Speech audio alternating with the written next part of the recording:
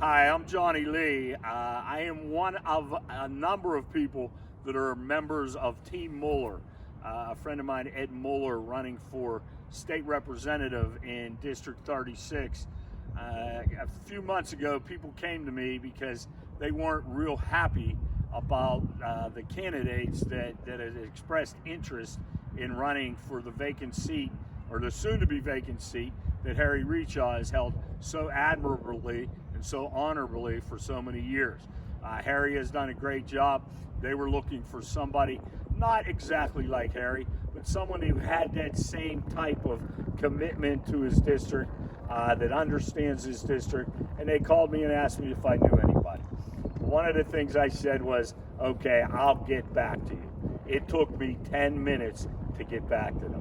I called them, I said, I have the perfect candidate for you. They said, it's only been 10 minutes. And I said, this guy is the perfect candidate to represent this area in the State House of Representatives.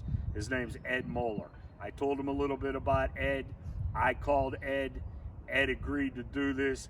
I am so proud and happy to be part of this magnificent team that he has assembled. A few years ago on ESPN, Jay Billis, one of the analysts for ESPN, basketball analysts, he started a thing called 94 feet.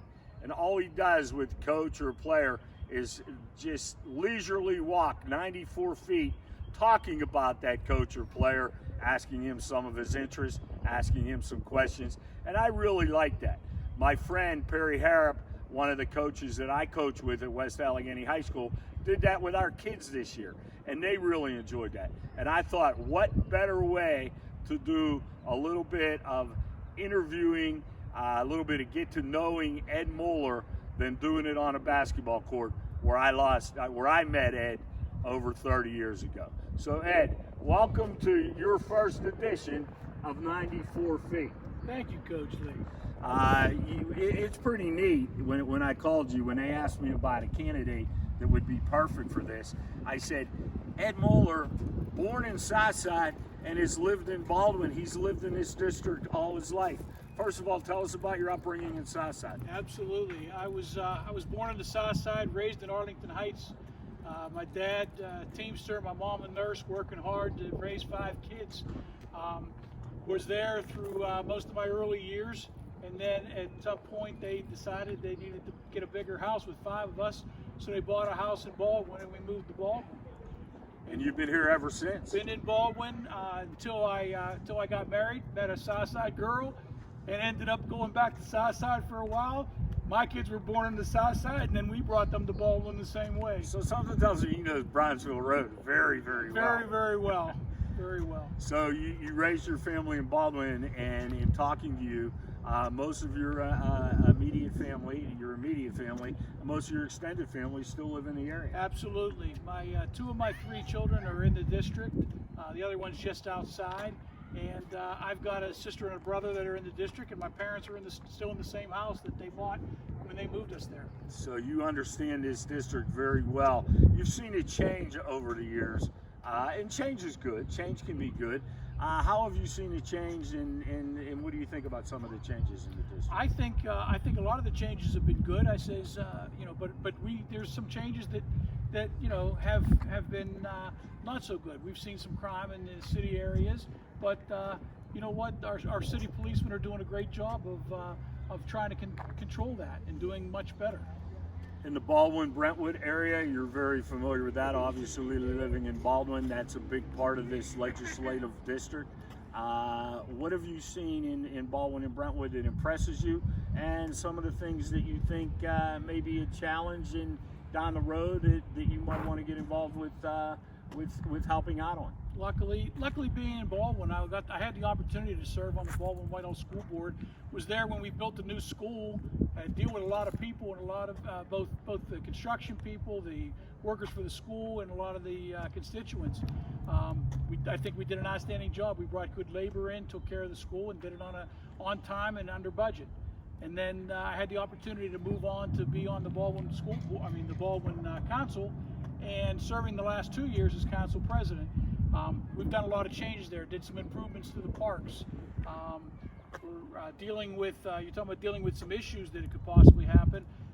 Sitting there last night watching this rain come down and thinking, oh my gosh, here we go with flooding again.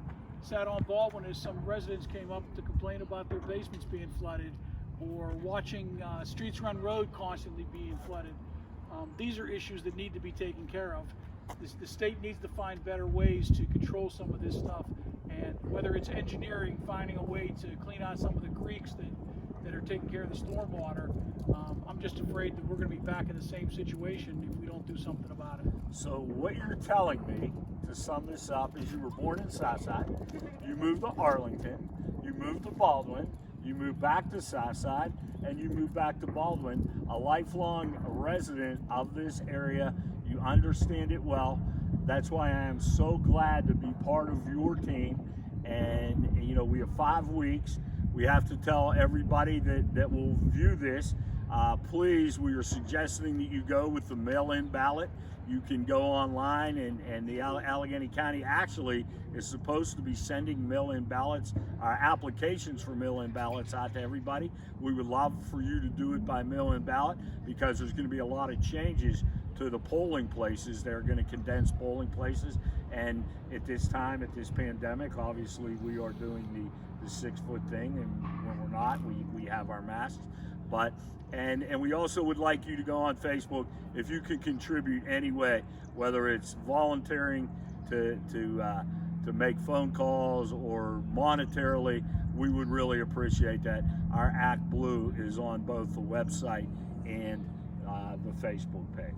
One thing I would like to add, and in agreeing to help Ed with this campaign, the only thing I had to get over was, do you remember January 1991 at Keystone Oaks, a big game when I was in Seton LaSalle? You missed a travel call, and I still haven't forgiven you for that. Well, I beg to differ with you, Coach. I said I had the better look. It's very easy to referee from the bench, but when I'm standing right on top of it, I had to look. That's why I love you, brother. Vote for Ed Moeller. June 2nd is the election. Please help us out. We can use all the help we get. We love this area. Eddie is from this area. If you watch this video, he knows it well. We would love your support in this upcoming primary election. Thank you. And I'm not going anywhere.